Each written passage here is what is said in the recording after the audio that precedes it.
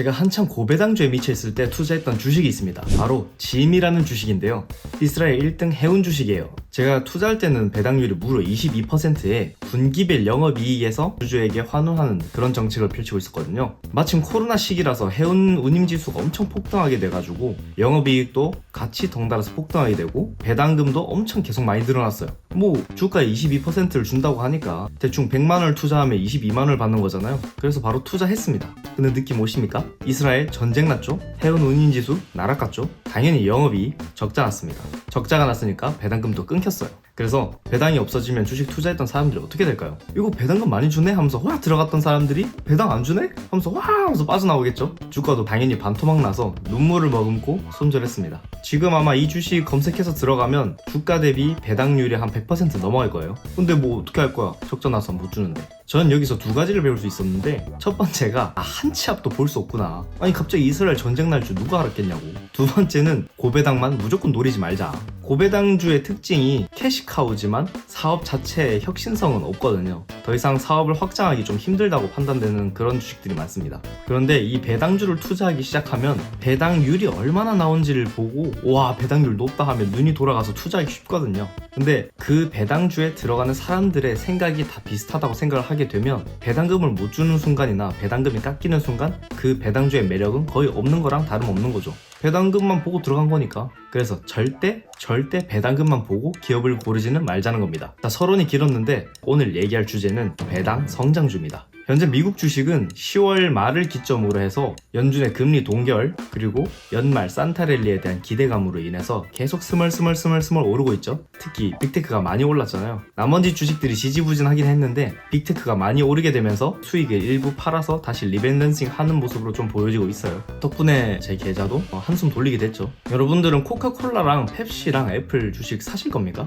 배당금만 봤을 때는 그렇게 매력적인 주식은 아니거든요. 1%에서 아마 3% 정도 나올 거예요. 하지만 제가 이 주식을 언급한 이유는 배당금은 적긴 하지만 일단 배당이 나오고 이 사업이 산업 안에서 가지고 있는 포지션 때문입니다. 1등 자리잖아요. 그래서 예를 들어서 콜라 산업의 같은 경우에는 치킨 먹을 때 콜라, 피자 먹을 때 콜라, 햄버거 먹을 때 콜라. 근데 그 콜라는 코카콜라 아닌 펩시죠. 다른 나머지 대안은 딱히 떠오르지 않아요. 있기는 있지만 근데 나는 맥코를 먹어야 돼 뭐 그런 사람도 있을 수는 있겠지만 가게에서는 기본적으로 코카콜라나 펩시를 우선적으로 재고를 쌓아두고 있잖아요. 그렇기 때문에 이 두 주식이 이 산업에서 가지는 위치는 거의 정점이죠. 거의 1등을 포지션을 하고 있다는 뜻이죠. 그래서 산업이 성장할 때 이 주식부터 먼저 성장할 수 있는 가능성이 높다는 거잖아요. 자, 그럼 이 각 분야에서 1등을 차지하고 있는 이 주식들의 주가 변화는 어떻게 됐는지 한번 살펴보겠습니다. 펩시 와 상승하죠? 애플 와 엄청나게 상승하죠? 심지어 이 주가 상승에 더불어서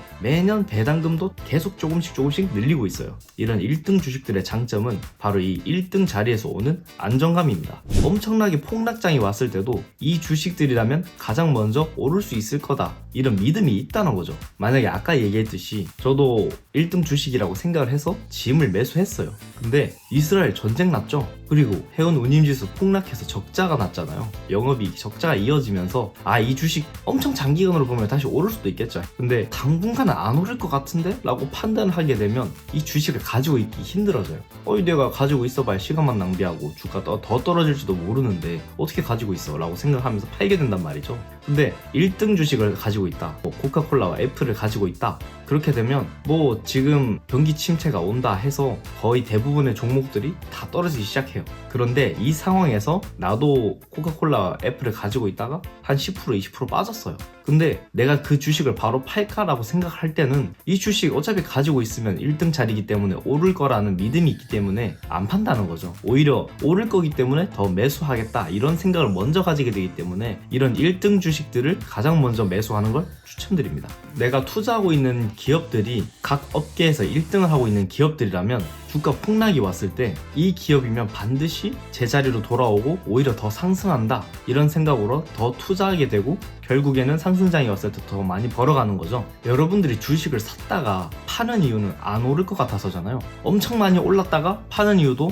당분간 떨어질 것 같아서, 그리고 엄청 많이 떨어졌는데 눈물을 머금고 파는 이유도 이거 안 오를 것 같아서 이거 물렸어 이렇게 생각을 하니까 그걸 파는 거죠. 그만큼 주식 투자에서는 오를 것이라는 기대감이 가장 중요한 요인으로 작용합니다. 그래서 뭐 사라고? 워렌 버핏의 최근 포트폴리오를 보면 주가가 최근에 굉장히 많이 떨어진 뱅크 오브 아메리카나 IT의 대명사 애플이 있었죠. 애플은 지금 벌써 다 많이 올랐어요. 배당 성장 기준에선 이 주식들이 충분히 좋은 주식이라고 판단됩니다. 뱅크 오브 아메리카 같은 경우에는 올해 벌써 작년 대비해서 배당률이 10% 정도 상승했거든요. 작년에 한 30만원 받았으면 올해부터는 33만원을 받게 되는 거죠. 뱅크 오브 아메리카 같은 경우에는 금리 인상의 여파에 이어서 경기 침체 우려까지 오니까 주식이 엄청 많이 하락한 상태였습니다. 저는 이런 걸 기회라고 보고 매수를 시작했었거든요. 그래서 은행주가 일반적으로 뭐 2%대 배당금을 주다가 주가가 굉장히 많이 하락하니까 저는 3% 넘어갔을 때부터 좀 매수를 시작했었거든요. 근데 지금 다시 주가가 다시 상승하기 시작하고 제가 받는 배당금은 주가가 엄청 떨어졌을 때 기준의 배당률로 배당을 받고 있기 때문에 충분히 배당금도 받고 주가도 오르고 이런 상황을 맞이하게 된 거죠. 애플은 워낙 돈을 많이 쌓아둔 기업이기 때문에 주가가 하락을 해도 주가 하락에 대한 걱정은 엄청 없는 기업이기도 하죠.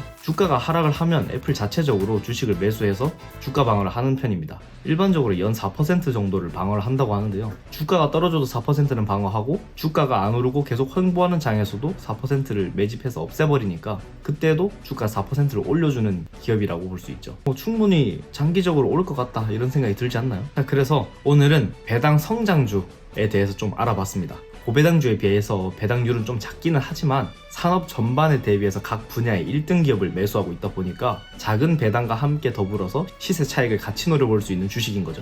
그래서 정말 장기적으로 봤을 때 오를 것 같은 기업 이걸 가장 먼저 찾아보고 그리고 최근에 배당금을 계속 늘리고 있는지 이 두 가지만 가장 간단하게 찾아봐도 배당과 성장을 같이 누릴 수 있는 기업을 찾아볼 수 있을 겁니다. 아마 5년만 지나도 효자 종목이 돼 있지 않을까요? 오늘은 여기까지입니다. 모두 투자 화이팅하고 이번 연말까지 상승장 잘 노려보시기 바랍니다. 그리고 현재까지의 배당 달성 내역을 알려드립니다. 배당금 이후의 시세 차익은 최종일에 합산하여 반영하도록 하겠습니다.